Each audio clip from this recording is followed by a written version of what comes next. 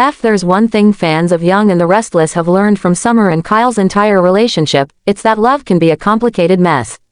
Makeups, breakups, and everything in between. Their love story is like a never-ending soap opera within the soap opera. You would think after all the pain and drama, Summer Allison Lanier would be ready to move on from Kyle Michael Mealor once and for all. But here we are again. Summer is still hopelessly longing for a guy who has left her heartbroken time and time again. The big question remains, why?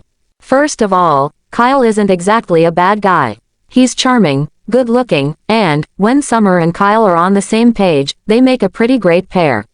However, that love is always built on a very shaky foundation. Their relationship is forever plagued with more issues than a malfunctioning vending machine. From their rocky start, filled with jealousy and insecurities, to the series of betrayals and emotional damage, it's a wonder Summer still finds herself caught up in his orbit.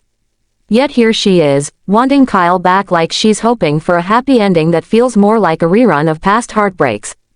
If Kyle and Summer's love story were a movie, it would definitely be rated Drama R, for the amount of emotional baggage packed into their past.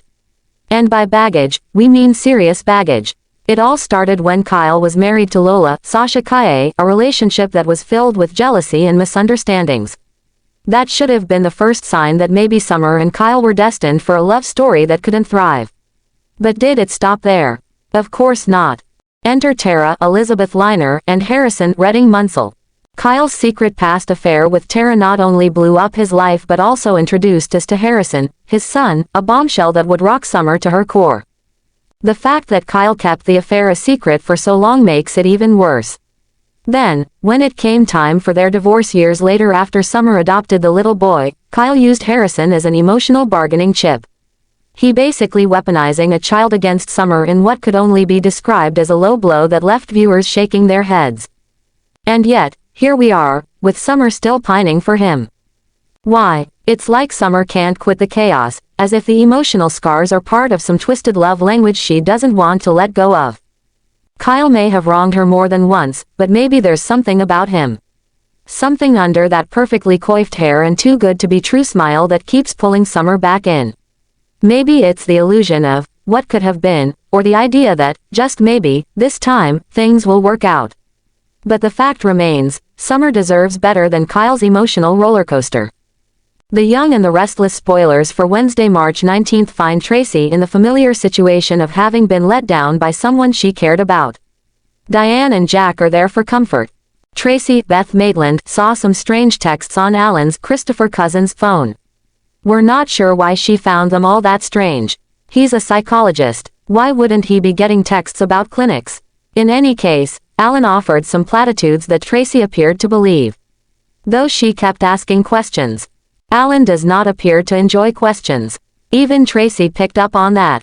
She shares some of her concerns with Diane, Susan Walters, and Jack Peter Bergman. They love Tracy, and they want her to be happy. Alan seems to make Tracy happy. Why ruin that?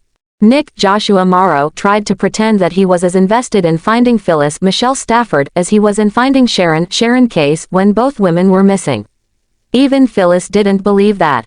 And she thinks any man who ever looked in her direction remains in love with her forever. While Phyllis reconnected with her kids and went sobbing to a confused Billy Jason Thompson, Nick was talking to Sharon. She had some theories about who could have been keeping them prisoner, and guessed it might be somebody with a psychology background. Hey, see, Alan, above. Nick is determined to keep Sharon safe. Oh, and Phyllis, too, yeah, sure. So when he gets a mystery invitation which might offer him some answers, Nick doesn't ask any questions.